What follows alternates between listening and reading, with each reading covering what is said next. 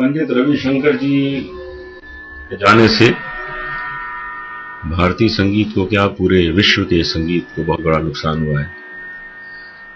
हमारे यहाँ उस्ताद अलाउद्दीन खान साहब को पितामह कहा जाता रहा है शास्त्रीय संगीत का, लेकिन उसके बाद अगर और कोई गॉडफादर हुआ है, पितामह हुआ है शास्त्रीय संगीत का, तो वो पंडित रविशंकर ही हुए। पंडित रविशंकर जी ने लोगों को बता दिया कि भारतीय संगीत जो है वो कितनी बड़ी चीज है और कहां कहां तक पहुंच सकती है। मुझे याद है कि एक बार मैं एक अमेरिकन के घर में खाना खा रहा था न्यूयॉर्क में, और उसके घर में एक बड़ा खूबसूरत सितार एक केस में उसके ड्राइंग रूम में रखा हुआ था। तो मैंने उसको पूछा कि ये क्या है, तो उसने कहा ये रविशंकर है।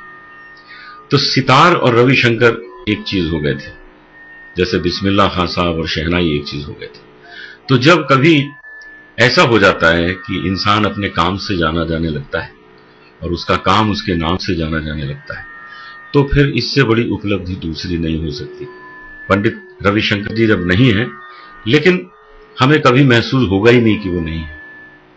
जैसे हमको बिस्मिल्लाह खान साहब नहीं है कभी महसूस ही नहीं होता, जगजीत सिंह नहीं महसूस नहीं होता, क्योंकि इन लोगों का संगीत जो है वो इतना सुना जाता है, सुनाया जाता है, बजता है कि हमें कभी लगता ही नहीं कि वो नहीं है। वो अपना काम करके चले गए, उनका शरीर वो काम करने आया था, लेकिन उनकी आत्मा हमेशा हम लोगों के साथ रहेगी, हमको आशीर्वाद देती रहेगी और शास्त्रीय संगीत हमेशा आगे बढ़ता रहेगा। सर, उन्हें भारत रत्न भी मिल चुका है संगीत में, तो उसके बारे में क्या कहेंगे? हाँ, भारत रत्न उनको देकर भारत रत्न उपाधि ने अपने को सम्मानित किया। मैं समझता हूं कि कुछ उपाधियां ऐसी होती हैं जो व्यक्ति को देने से खुद सम्मानित होती है। भारत रत्न उसमें से एक था जब वो पंडित रविशंकर जी को मिला। उसी तरह से उनको 14 डॉक्टरेट मिली।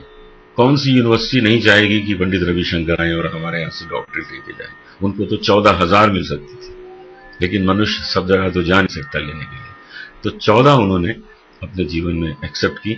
लेकिन मैं समझता हूं कि कोई भी सम्मान उनके लिए छोटा है, बहुत छोटा है। उन्होंने इतना बड़ा काम किया है। बीटल्स जैसे पॉपुलर वेस्टर्न सिंगिंग ग्रुप को उन्होंने अपना शिष्य बना लिया।